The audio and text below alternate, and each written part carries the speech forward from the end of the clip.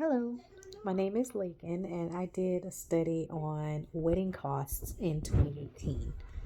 So I'm just going to pull up my data set, but first let me mute the TV. Okay, so, um, okay, here is my data set. Here is the wedding cost, average wedding cost, and here's 2018. And here is my graph. And here is my frequency distribution. So what I did was, let me move it over here so I can lay it flat. Okay, so what I did was I took a look at the data set and I found that it had 25 values. So I used my values here as n, and then I had to find the width. And by finding the width, I did the formula max minus min. The maximum was 50 and the minimum was 22 divided by the number of classes. I only used 5 because this was it was only 25 values.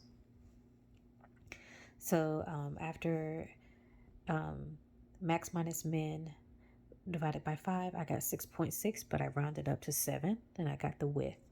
So with the minimum being 22, I used 22 as my first, I forgot the word, limit, my first class limit. So I used 22 and I added the width of 7 and I got 28. I'm sorry, 29. And then I added 7 to the remaining numbers. So 22 plus 7, 29, plus 7, 36 plus 7. So I used all of those plus 7. And then for the next class limit, I used 1 minus. So I did 29 minus 1 and I got 28. So it's 22 to 28, 29 to 35. And then after I got my class limit set, I went ahead and got the frequency. So there were 13 weddings that cost between $22,000 and $28,000. There were 7 weddings that cost $29,000 to $35,000, and so on. And then for the relative frequency, I did the frequency, which is 13, divided by the values, which is 25, and I got 0.52 or 52%. And I did that for each one and got 52% for the 7. I got the 28% for 4. I got 16%. There were no weightings between 43,000 and 49,000, so I had left it at 0. And there was only one for 50,000, and that one is at 4%. For the cumulative frequency, I did the frequency plus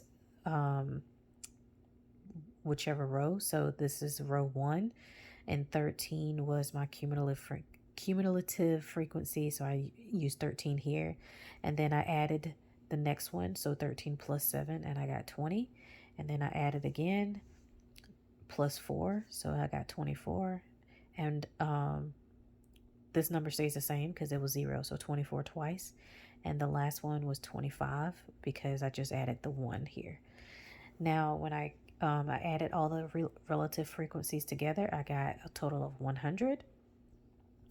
And at the end, when I had when my histogram or frequency distribution was complete, I realized that I did not have a normal bell curve, which I show here on my graph. It was just a regular descending graph. So here are the numbers that I had to choose from on StatCrunch, and here's my table. And this is my frequency distribution of 2018 wedding cost.